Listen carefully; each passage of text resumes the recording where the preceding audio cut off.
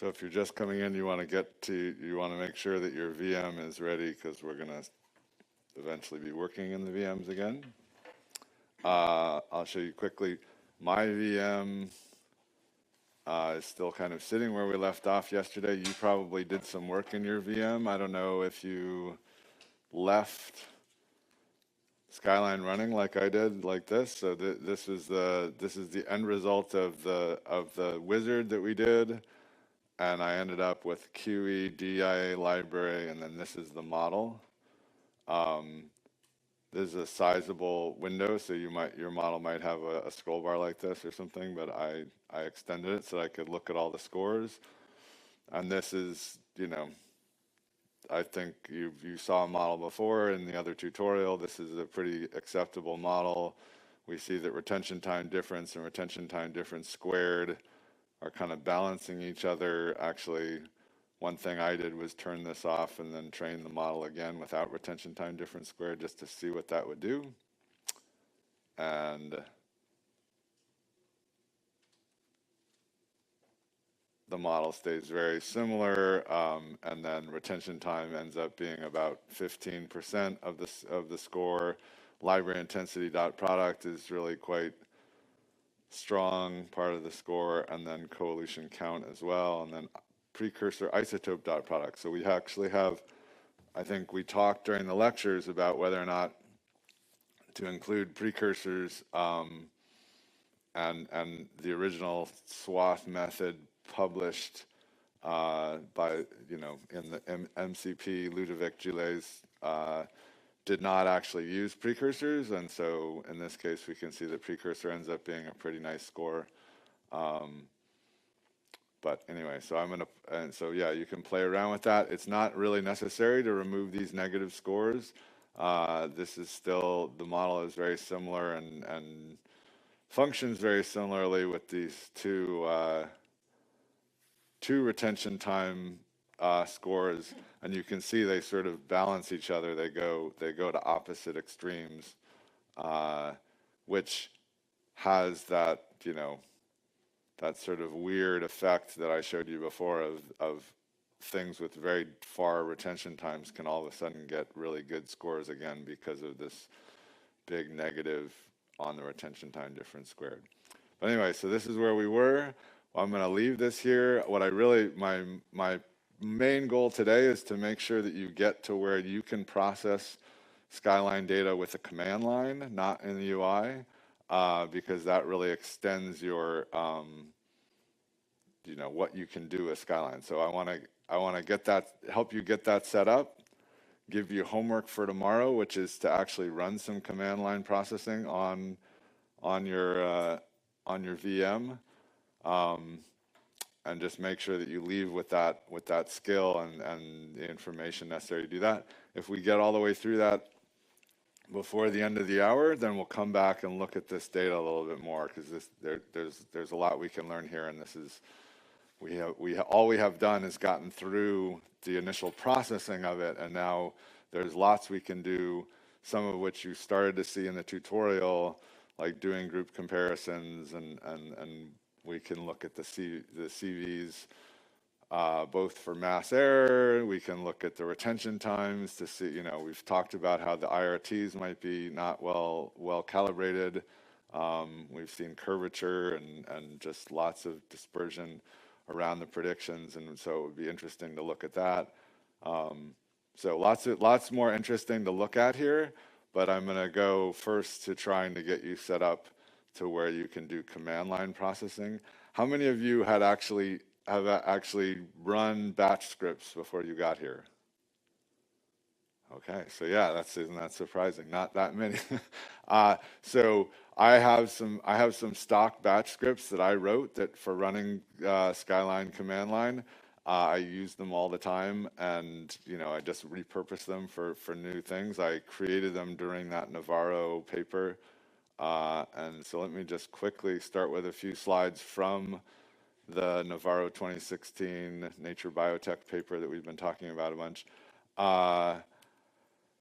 So again, we, sort of once we got through the initial processing and we saw that Skyline had really terrible sort of detection numbers.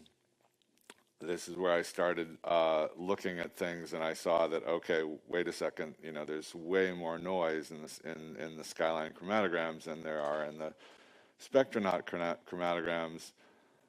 That's the real peak. And then I pretty quickly was able, just using the Skyline UI, to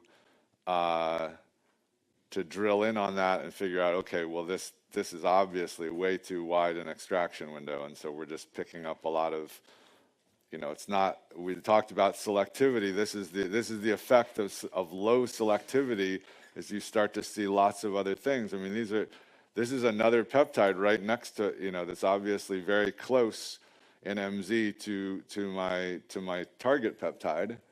So that thing right next to it, that's definitely colliding with it, and it's barely visible here. When I have the, you know, obviously Spectronaut had a tighter extraction window. But yeah, you can see most of these are probably other peptides, and as you widen the extraction window, you're just going to start to see more of them. So I was pretty quickly able to just narrow it down to what it, you know, this is the setting. This 30 resolving power is pretty much the setting I would have guessed going in. But then I said, you know, based on all the discussions that Mike McCoss and I had, we thought, well, this should be basically how you should be extracting, is you want, you know, the way we had set up Skyline is we wanted to have twice the true resolution of the peak. So the true resolution of the peak is full width at half max. Twice that's here. That gets you almost all of the signal. And so, but when I did further analysis, and this ended up being the best for profile, and this ended up being the best for centroided. How did I figure that out? We're going to actually do that. We're going to do that same analysis, or I'm going to set you up to do that same analysis. You can run it overnight on the data that either the QE or the triple TOF data that you've been looking at, or you could do it for both. It won't. I'll show you that it won't take you. Shouldn't take you more than a night to figure it out, even on these VMs. Okay, so so what I did is I extended SkylineRunner to be able to do these profit models. So SkylineRunner is one way to run Skyline in the command line. If you just install Skyline yourself, you're going to use SkylineRunner, and I'll show you where that is. If you have if you install the way we install, then you can find the Skyline XE. So if you just install off the web, you probably will not be able to find the Skyline XE, and then you just use SkylineRunner, which goes out and finds the Skyline XE. But if you know where the Skyline XE is, we always put a Skyline CMD XE right next to it, and that's what we're going to use here, because I know where we installed things. But so there's SkylineRunner and Skyline CMD XE, and Skyline CMD XE has some desirable properties that SkylineRunner doesn't quite have, but they both work fine. So and then I also made it possible to vary all of these, the precursor resolution, the product resolution, and the retention time tolerance, so that I could run these analyses. And then overnight, I just ran Skyline over and over with the same set of targets. And you can see this is 10. This is where we started, and oh no, this is resolving power 10. Yeah, so 10,000. So that's 10,000. You can see we were finding 31,000 proteins and 3,700 peptides. And then varying, I was pretty quickly able to find that like 60,000 resolving power was actually pretty good. 30,000 resolving power hadn't quite made it to the top of that slope. So this is going in. So this was clearly a mistake and a bug. And so I said, let's not count that as let's not count that as round one. We should count, what I would have guessed as round one, and then we'll go and do round two, and that would be 60,000. Or we eventually found that centroiding was even better. So and then this is analysis once we're using centroiding of retention time, and I kind of expected retention time to come back down too, and it does if you go far enough out. But I was surprised that even with a 30-minute window, it was still looking like it was doing pretty solidly. And that was because as you get a wider window, retention time with that particular library, because it had a fairly wide variance on its IRT prediction, you had to get fairly wide before retention time became a really strong score. So you just saw, we were looking at the model that we generated yesterday, where at a 10-minute retention time, that was or a 10-minute window, retention time was a strong score. But if you have a lot of variance, then you might need to get wider for retention time to be a strong score. But even so, that keeps it from going down. I don't know whether it's really worth extracting 30-minute windows to get 4,800 proteins versus the default, which is 10-minute, which is really sort of pretty close to the top of the slope. So we just stuck with 10-minute for the paper. Another thing I did, which I'm going to show you here, is I did analyses on both, and I've got both machines primed, and then show you that I have run these full analyses on both of these two machines, one of which is a 24-core, 178 gigabyte with an SSD, and then I did 12 WIF files. Here we only have 6 WIF files, and then if I ran the same analysis with 6 at a time, so I was running 6 processes with Skyline at a time, or 6 threads, then you can see that running multiple files, importing multiple files at a time, improves things, but eventually it bottoms out, and it bottoms out quicker with threads than with processes. So that's one unique thing that you can do with the command line, is you can run processes instead of threads, and that's what we're going to do with ours. So this same script batch file that I'm going to show you, I've used in lots and lots of ways, and I used it here doing this analysis where I found the mass errors, because the general form of the script is to run Skyline, export a report, and then run an R script on that report. So let's go look at that. So everybody can navigate to http://skyline.ms and 2018-ETH-course.url. So Skyline MS 2018 ETH course.url, and we're going to just for today we're going to be there's definitely some stuff you need to download from here. There's also you're going to need to download the scripts, but we're also just going to download the template documents, which you can create yourself, right? So you've already, basically, I'll show you how to create a template document from the document that we just created with the wizard yesterday. So anyway, is everybody there? No? 2018 ETH course.url. And actually, ideally, you would do this on your VM, because you're going to need to download stuff to your VM. So I guess I will. So this is what the page looks like. You'll get to this, and there's some files that you can download. I'm going to switch to my VM,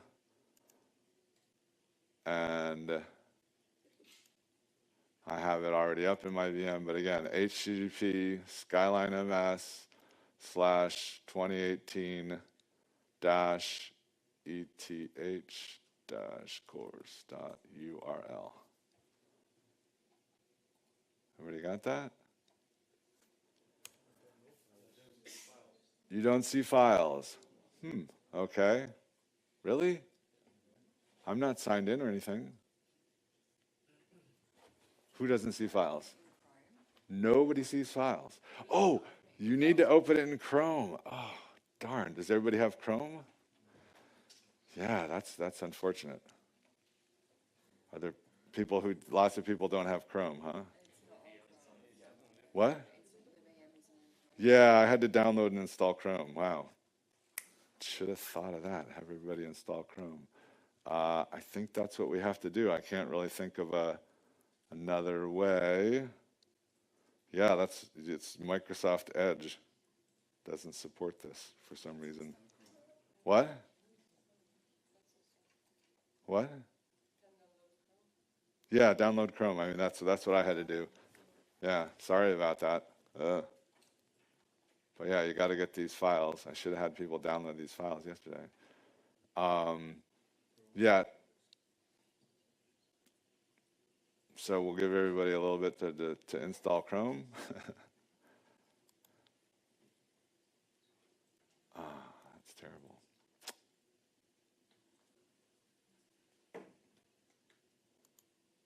Nobody installed Chrome on their VM? Yeah, okay. Uh,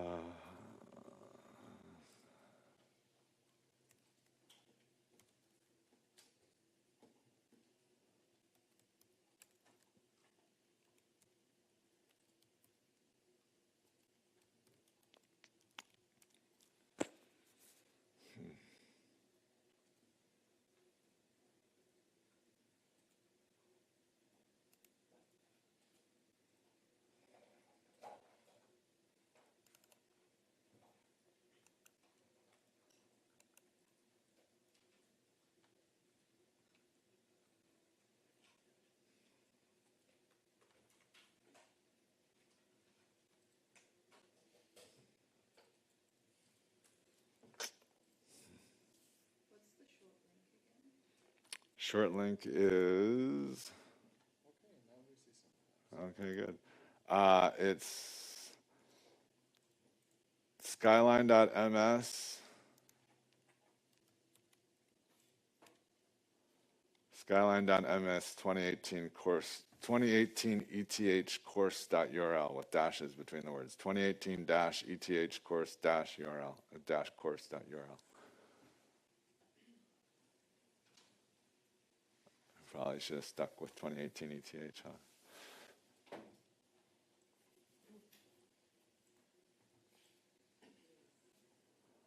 Good thing Chrome installs so quickly, huh?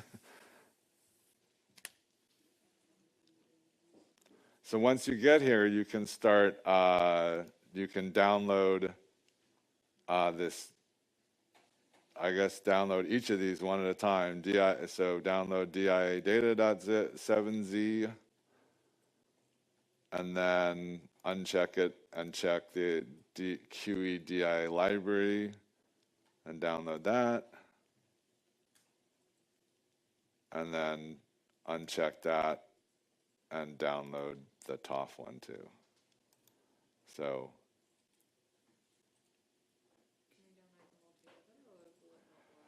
yeah, you can download them all together, but then you'll get them in one zip file and you have to unzip them. And so I suggest you download them one at a time just because it will be easier to deal with. We'll all be on the same. But yes, if you're at home, feel free to download as many things from this UI as you want, all at once.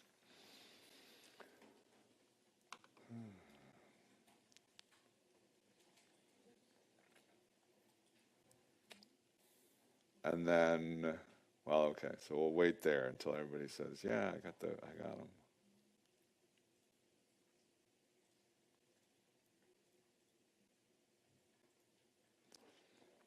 So while we're waiting, I'm going to quickly show you how I created one of these templates. So we have our QEDIA, and actually as an exercise, so you did this wizard yesterday. I also, as an exercise, did the same steps for the DI umpire data. So here I am sitting here with my QE umpire library. So you can do that same wizard, exactly the steps that we did yesterday with the DI umpire data and get that into Skyline if you want to, and build an M-Profit model. So just like I think the tutorials that you're going to do today will use the DI-Umpire library or the Comet library with Open SWATH. You can do the same with Skyline. All right, so, yeah, okay, so with the QE library, I would just okay out of here. And then, yeah, if I wanted to create a template that I'm going to import into, I want to keep all these targets, but I want to get rid of this data. So I would just go manage results, remove all, okay. And that's basically a template document. I'm going to close that. That's basically a template document. It's got 223,000 transitions. And now all I want to do is I can use this as much as I want. If I have 1,000 samples, I can be importing the 1,000 samples into this template. And so I would just go File, Save As. And here I'm just going to call it QE DIA library template and save. And that's what you're downloading now, just because I wanted to make sure that everybody could get onto the same page.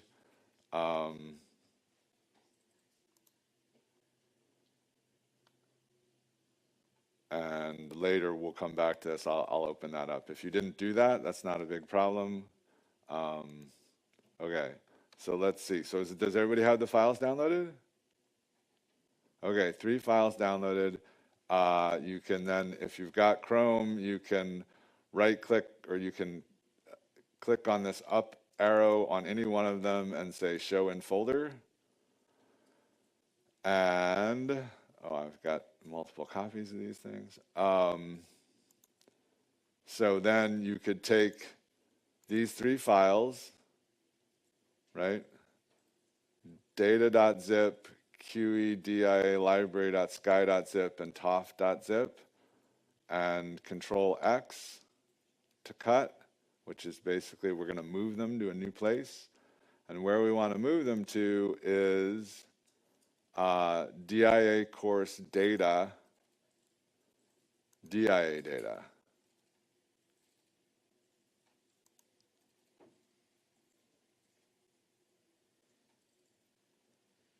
And I haven't cleaned mine out. So I guess let me do that.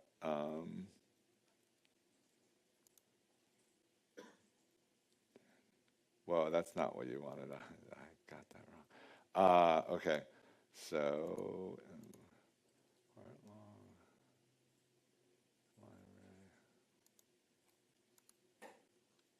okay, so yours should look markedly cleaner than mine.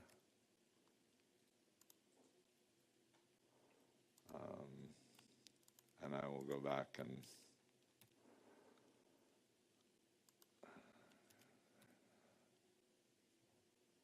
so everybody should look pretty much like this. You just have, this is the parameter analysis is the end result of what we can do with the Skyline. So everybody has QE and TOF here, TTOF here. Okay, so sorry, I got a little confused because I have a fair amount in here. You should see something more like, so these SWATH course files, that's what you get if you download multiple of these at a time. You get a zip file that contains them. So you should see something like this, right? Actually, probably not an import log either. Right? You have DIData.7z, and so what you want is to grab these 3 files, Control X, because you're going to move them. And then if you go to DIA data, the folder where you have QE and TTOF, then just Control V to paste. That moves them.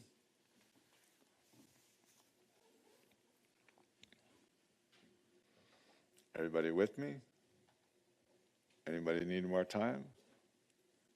Okay, so then Now you just actually, for each one of these, just right click on it and then use 7-zip extract here.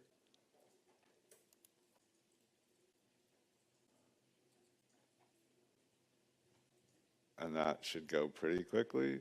But yeah, so do it for QE, TTOF, 7-zip, extract here.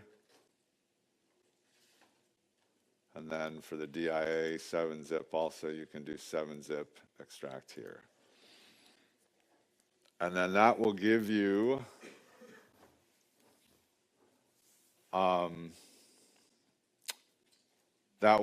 these so that gives you actually end up with QE DIA library, and then this TTOF 64 window thing. That's the actual template that we use for the Navarro paper. If you wanted as extra credit to go back and try the Navarro paper data analysis on this data, you could with the triple TOF. And then this is the triple TOF DIA library that's just basically what I just created as TTOF DIA library template. So this would be pretty much the same thing as what I just created. Oh no, I did QE, sorry. So this QE DIA library is the same thing as I just created. All right, so then in scripts, this is the most basic, like running Skyline at the command line. I've got a report template, which is this .skyr file. I've got an R script that I wrote myself. If you open it up, it's so I've got this detection.r, which actually doesn't show up in Notepad very well, but it's a bunch of R that I wrote for a different, actually for one of those Bruker projects. And we'll see what it outputs in a second. And then these are really the two things to concentrate: multi-analysis.bat and SkylineAnalysis.bat. So let's open multi-analysis.bat first. So right click on it and edit in Notepad. And you can see really the only parameters that you necessarily need to change in here are these system specific parameters. You don't need to change them here because I set them up to work on these VMs. So you can see that the root analysis directory is the directory where we just rooted everything. It's DIA course data, DIA data. And then there's a pointer to where the Skyline CMD exe is. This could also be a pointer to SkylineRunner, which I'll show you in a second. So this is Skyline, run Skyline. And then there's a pointer to where R is. And that can be different on every system. And then the last thing is how many parallel processes do I want to use on this system? And in this case, I'm just using 2. I've got 6 files to process. That means I'm going to process them 2 at a time, pretty much, in 3 cycles, right? So that's about all you can do, and that really is very system dependent. And you would bring up this task manager and have a look at how many threads you have. Generally, you could take the number of threads you see divided by 2 as your maximum number of processes. So if you had 8 of these, you could go with 4, though that wouldn't necessarily help us with 6 files. And then here then is just, these are the meat of the commands. There's a whole bunch of, this is like each one of these lines down here, call bat script. And then here's the TTOF and a name for the folder where I'm going to put everything. The resolving power I'm going to use, the retention time window I'm going to use, and the template file I'm going to use. And then I just iterate through those. So at this point, I've got a really simple analysis. There's the full analysis is down here. It's 22 runs of Skyline, but I put 2 runs of Skyline up above go to end. So all this stuff down below go to end is just going to get skipped. So it's there, it's being saved. But as a first thing that you can do today, before you go home tonight, try to just run these two, which is the triple TOF data and the QE data, and run them both. And this is with just default parameters, 10 ppm. So this is the 10 the 10 is 10 ppm, and then plus or minus 5 minutes retention time window. Is that more or less understandable, even to the people who aren't familiar with batch scripting?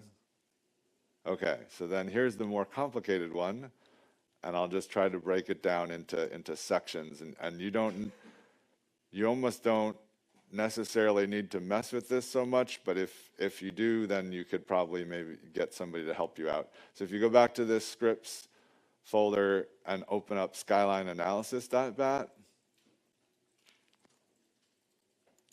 edit in Notepad. So the first thing it does is it pulls the command line arguments off the command line. So it says, okay, data dir is %1, that's that TTOF or QE. The model name is just like the folder name we're going to use. And then we've got the resolving power, which is the number of ppm that we had, and the time filter, and finally the Skyline file. So those are the parameters you saw. They just get pulled off and named. And then this is just this weird thing because of a bug. And then down here we have two reports that this processing is going to export. It's going to export SWATH benchmark, and it's going to export this precursor peak areas scored and only the human peak areas for this data set. So we got yeast and E. coli and human. We're only going to export human. And that's all handled by this peak areas human.skyr file that we saw. And then here are some shortcuts to jump around if you make mistakes. But basically what it's going to do is the first thing it does is open up the template Skyline document, and it sets the tolerance settings that we have, and then it just saves that Skyline document to a new location, a processing location. And then this is where it actually does all the analysis and exports the first report. And then if you have a second report, so if you don't want to have a second report, you can just set report name 2 to nothing, and then it will jump over this. But if you have a second report, it will open the file again and export the second report. And then finally down here, this is where we run R.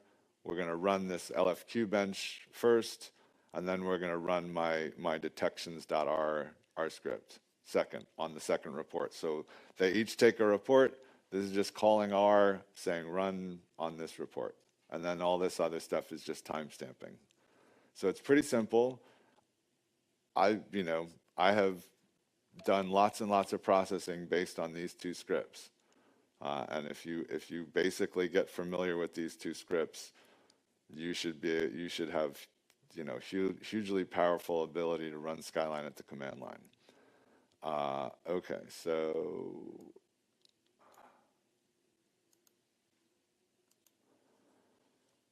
all right, so let's see. So everybody's got that stuff. We've got everything. So actually one more thing so I said we're going to run LFQ bench. We need to actually get LFQ bench installed. So if everybody can bring up our studio.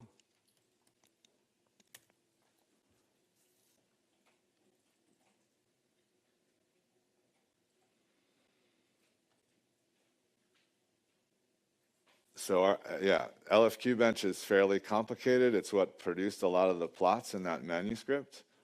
So I'm just going to close these two down. So if you start up like this, then click open.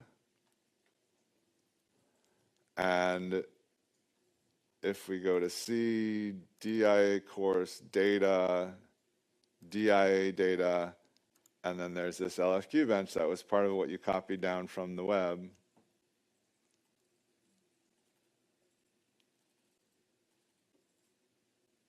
Everybody got LFQ bench? Okay. So in the LFQ bench directory, there's this generate report. That's what the script is calling. And there's also SWATH benchmark report.skyr. That's a Skyline report template. And then here's this install R packages fresh. So that's what you want to open right now.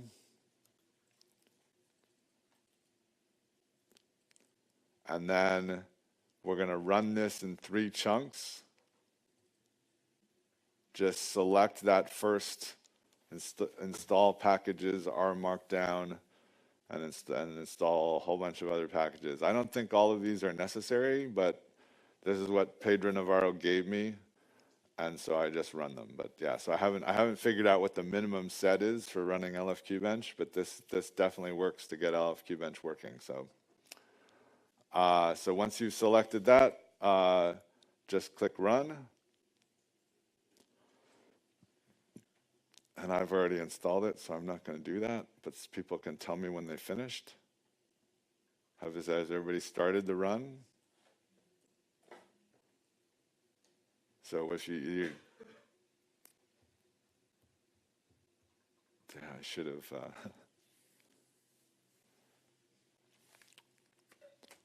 Flipped things so that my simple R script was first and LFQ bench is second, so that anybody who didn't want to run LFQ bench could just comment it out.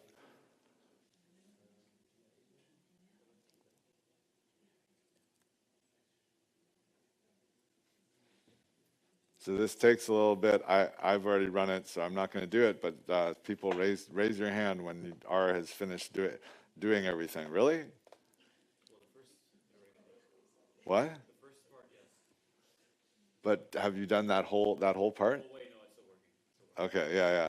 And don't be like R has this weird thing of it puts out lots of red text, which looks kind of shocking, but it's really just fine. As long as it's working and it kind of gets to the end and goes, we did everything successfully. Then those are just warnings.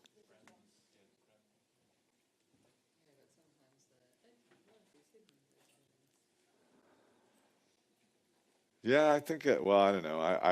I've usually seen it be pretty obvious at the end whether there was an error or not. But this works. I've tested this several times on these VMs, so I know that eventually it will end. There's some pauses where it stops and goes like, okay, it's like downloading and testing things. And anybody finished? No. Yes, somebody finished. Okay, or are you sure you're finished, or is it just paused? So the way you can tell is if it says like running or something, or no, if it's got a stop button. If there's a stop button somewhere on the screen, you know it's still running.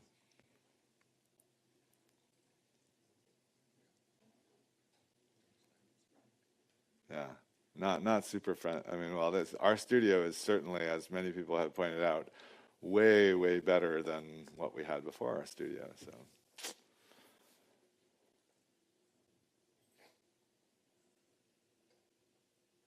Anybody done? No, man. This is the longest one. But we have to do 3 of these, unfortunately. Oh, 4. Anybody have any questions? Yeah. You think you're done? Okay, it doesn't. You lost the stop button. Yeah. Okay. Yeah. Okay. Good. Great.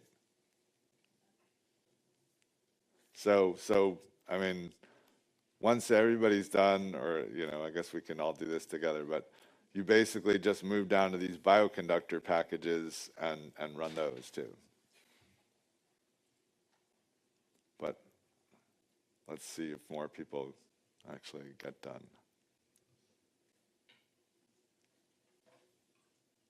Anybody else done? Yeah? Okay, people are getting done. Okay, so So as you finish up, just select the two lines for the source bioconductor source, and then bio C light, and then run those.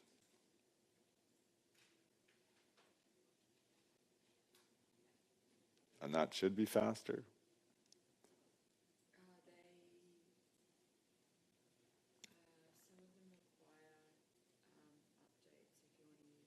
Oh yeah, you get to a point, just say A, enter. So you'll get to a point where it asks you a question, and you want to put the cursor down here and type A and press enter.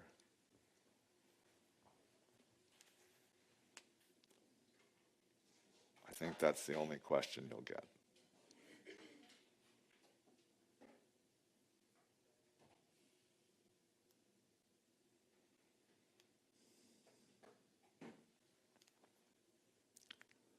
I would usually switch away and start talking about other things, but I've decided that actually that's the way I work, but it's not very easy for people to follow. So we'll just stay with this task. But if anybody has questions, feel free to ask.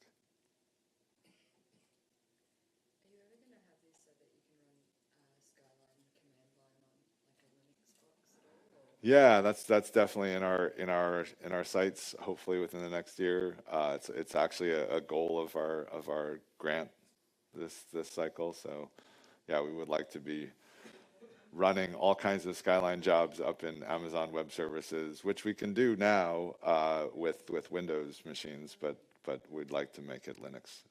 And we're encouraged by the fact that Jürgen Cox has reported that he's gotten Max Quant working on Linux. Yeah. Although I also just saw a support request saying it totally crashes. Yeah. So I don't know. Have you tried it? Yeah. Is it? And it worked? We have to decrease the set of number of experiments. So 100 file it worked, didn't work for 1,000. Oh, okay. Well, yeah, okay. So would you have, are you going to be going for Skyline for the GUI to work on Linux, or are you just going to aim for command line first? I'm aiming for command line first. That's what I think is much more interesting, but Jürgen said he got the entire GUI working. So I was like, really? Oh. But anyway, so we'll see where we end up, but we're going to start with just this command line because that's, I think, much more desirable. But yeah, then if we get the GUI working, I guess then it will work natively on a Mac. So is everybody done with this? Is there anybody who needs more time? Okay, one person. Well, anyway, for the people who have gotten done with it, you want to move down to the next install packages dev tools and library dev tools and run that. And then you're almost there. And that should go, I think each one of these should go progressively quicker. First one's the slowest, then the next, then the next. And the last one hopefully is pretty quick.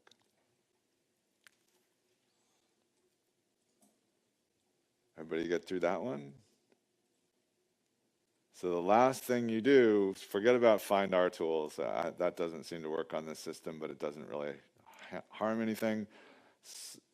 Select this install GitHub IFI Proteomics LFQ bench and run that.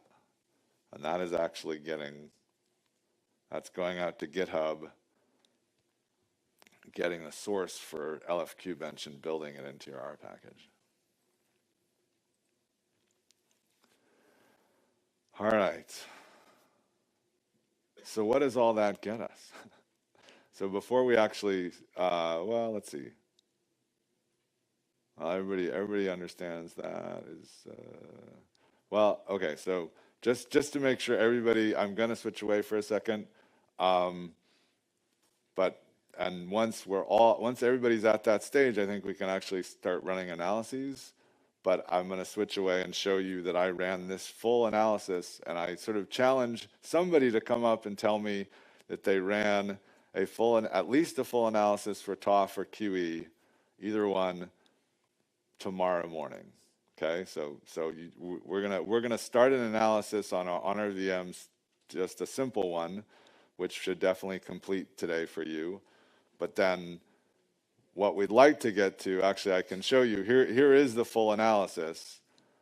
So this is for TOF and QE, and I did an analysis of varying ppm and retention time, which I found very instructive. So you know, the default in Skyline is 10 ppm, which I've been finding to work very well for QE data, and whenever I've looked at 6600 data, it's worked pretty well for that, and it's also worked really well for Bruker-TOF data. So whereas in this course, we chose to, I saw that the tutorial chose to use 20, and I went, huh, is that, you know, is that going to make a difference? And so here you can see it doesn't make much of a difference. This is the 10 ppm number, and this is the 20 ppm number, and these two lines are the variance, and these are both reported by LFQ bench. So LFQ bench reports the variance number and it reports the detected number. And so what we're trying to do is optimize for the lowest possible variance and the highest possible detected.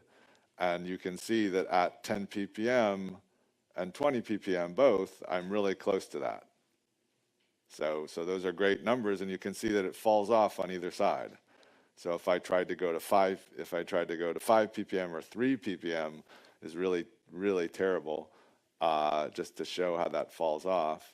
Although not quite as bad, 5 ppm is almost okay, except that it has, and you can see that their variance is a more sensitive number, right? So variance is is some visibility at least into our quantification.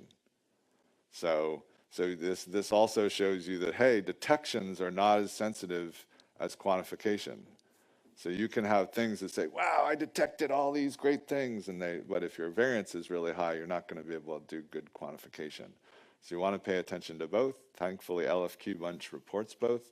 And so when I run Skyline and all these different things, I get some visibility, and I can confidently say, okay, for this data set, 10 to 20 ppm is fine. If we're using a higher complexity data set, then this might, I mean, this is pretty high complexity, 3 organisms, but at least for the TOF, we did some cleanup on the data, and these are short gradient. Anyway, so they may be a little less complicated.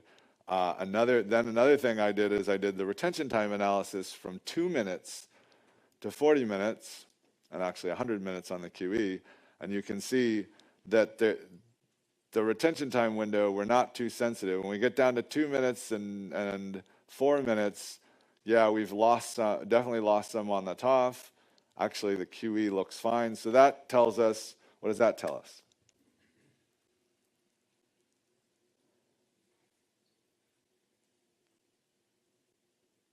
What does it tell us? Does anybody know? If we can get the same detections and the same variance at 2 minutes as 10 minutes, our retention time prediction must be really good, right? And that's one of the things you get with on-column libraries. So if you built your libraries on the same chromatography as you did your DIA, then you're going to have really good retention time prediction unless something went really wrong. So this is, again, we've seen, I showed you the model we built yesterday, where we saw retention time at 10 minutes was already really strong indicator, was a strong score. It's a much less strong score at 2 minutes because we don't really give it any room to make mistakes. But so the fact that it's a strong score when you have a 10-minute window and we can go all the way down to a 2-minute window without losing a lot tells us that we have pretty good retention time prediction. That's what we would expect from an on-column library versus a library that we're getting from somebody else's chromatography. And we saw the extreme was that Biognosis library that got handed to us to use on data collected at ETH, and we had that whole curvature, and then we had to expand the window to 20 minutes. So understanding your retention time variability between your library and your and your DIA data is an important thing, and we get some visibility into that. So that's the analysis. Everybody should be done by now, right? Okay, so let's just make sure we can get something started. So that now we should be able, I think we've got everything in place. If you wanted to, so you now know where to find these files.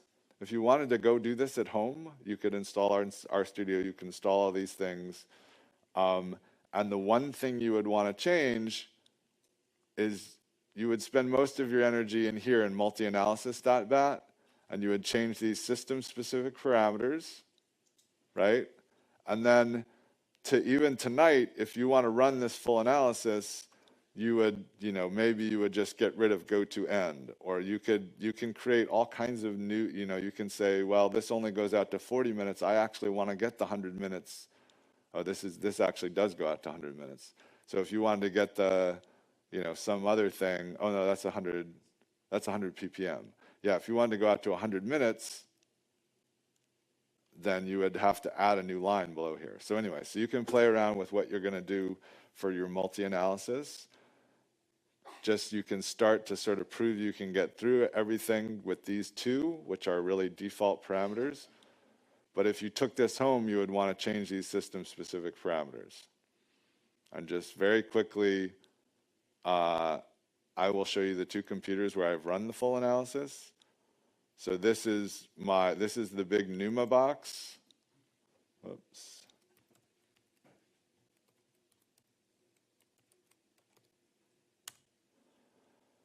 So this is, so if we bring up the task manager, I encourage you to get sort of familiar with the task manager.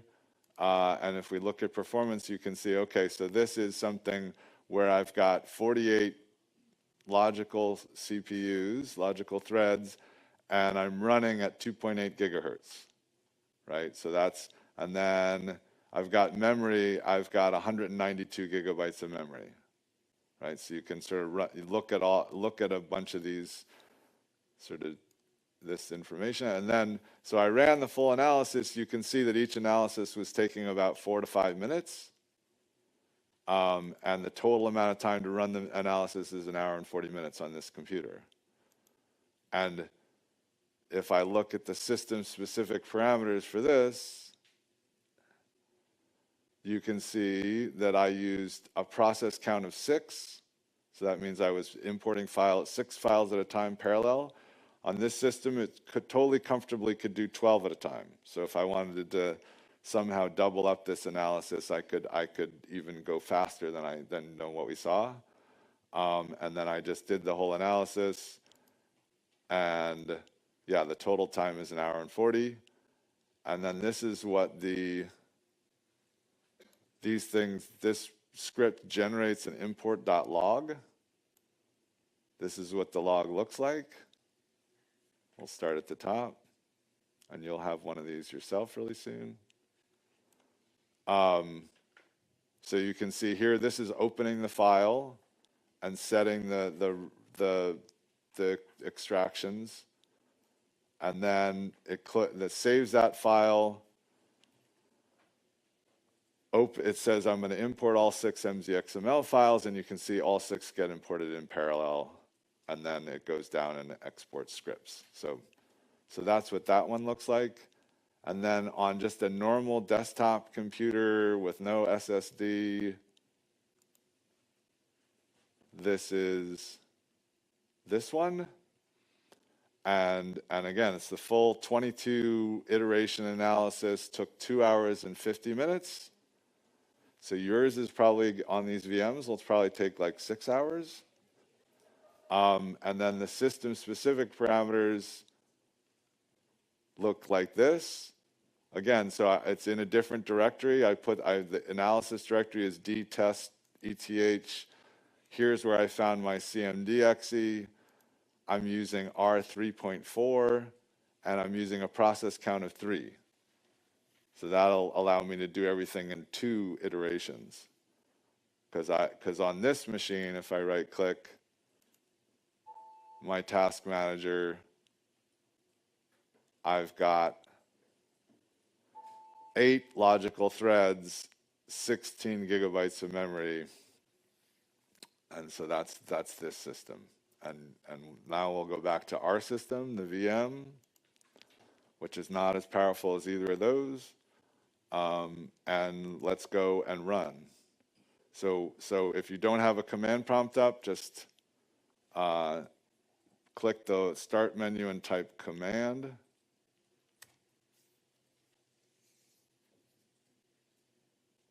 And then we need to get to the directory where we're going to run the script. So cd /dia _ actually you can, once you get di underscore, you could or di _ c, you could just press tab. And then we need to go D for data and tab, and then dia and tab. So we're going to cd to dia course data, dia data. Everybody got there? Okay, press enter, and now you should see the command line there. And then what we're going to do is type scripts /mu and then tab. So scripts multi-analysis.bat, and that's going to run this analysis. I'm going to, I guess. Let me just quickly make sure I'm all cleaned up. Yep. Okay, so, yep, just press enter, and you should say, it should say running trial 6600 64W ppm 10 RT10. So that's just an arbitrary name that I came up with, but it tells me I'm doing 6600 64 window DIA with 10 ppm mass tolerance and a retention time window of 10 or plus or minus 5. And now, how do you get backslash on your keyboard? Yeah, I can't say. So,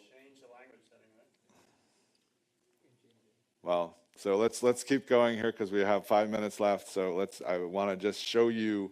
So this will sit here for, I think on this computer, we saw on the Numa box, it takes 5 minutes, but on this computer, I think it's going to take 20. So by the end of this next talk, you should have the 2 analyses completed, and you can start looking at them. But I want to show you what to expect. I also want to show you, let's quickly go back to the DIA data folder in here. Whoops, that's not it. DIA course data, DIA data. So you can see that it's put out an import.log file. And one of the nice things about this script is that it will never overwrite this import.log file. It will just create a new, it will move it and create a new one. So if you run a bunch of iterations of this script, you'll just start getting a bunch of import.log files. So you can, if this first iteration had spit out an error at us, you could leave that and you would still have the log. So what we want to do is go to open this log. So right click and edit with Notepad++. That's the import log that we've just started, and you should now see that, while we've been talking, Skyline has opened the TTOF template file, right? So it opened TTOF dia library.sky, and then it saved it to a new location, and then it opened it again and started the import. And so one more useful thing is in Notepad, I would go to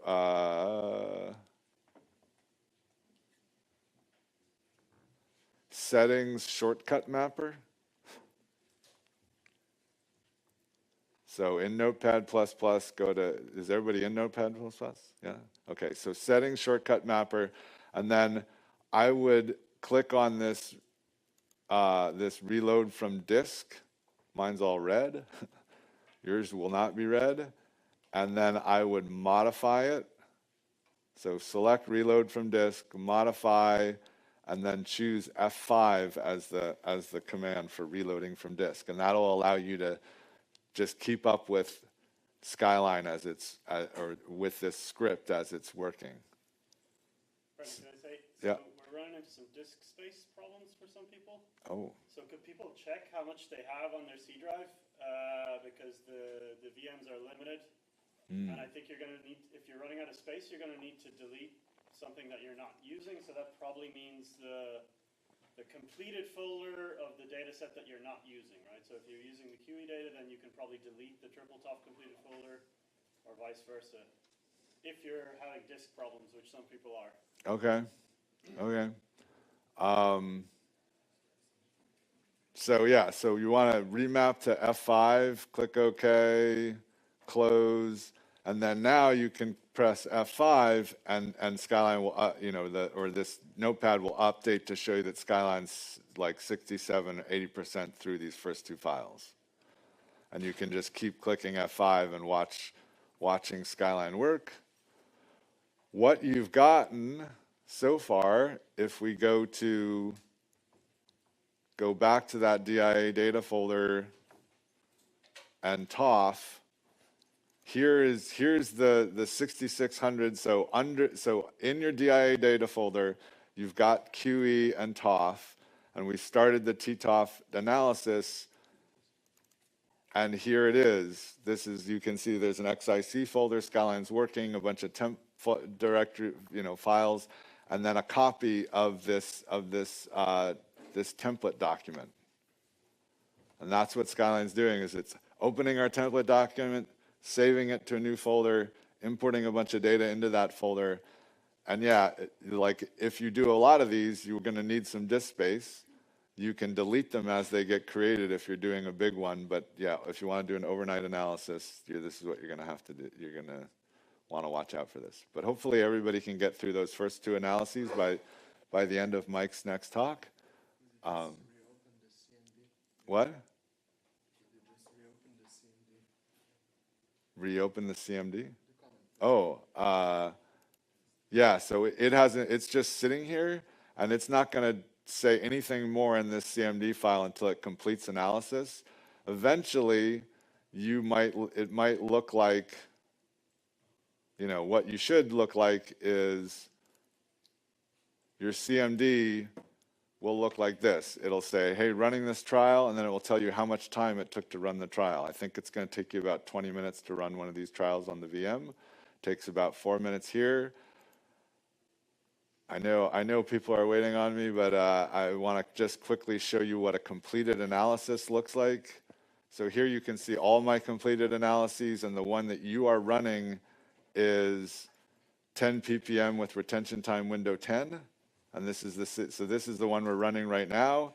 If you go in, you can see here the two Skyline exported reports, these two CSV files, and the most interesting directory here, well, the two are log and plot. And if you go into plot, then you can see this is the SWATH benchmark peptides PDF. So this is the PDF that LFQbench generates of the three organisms that if you read the paper, you'll see plenty of these plots, and these are those plots on this data. So there's that, and then that's for peptides, and then there's one for proteins, and you'll get these. So this is peptides, this is proteins, and then the final one, this is my own homegrown peak area CVs PDF. You'll get one of these too, and we can talk more about this tomorrow. Hopefully somebody comes in. Your challenge for tomorrow is to come in with some of the analysis already run. Definitely everybody should basically get through this for the TOF and the QE that we just did. All right, so and I will leave you with that. Great. Thanks, Brendan. Oh.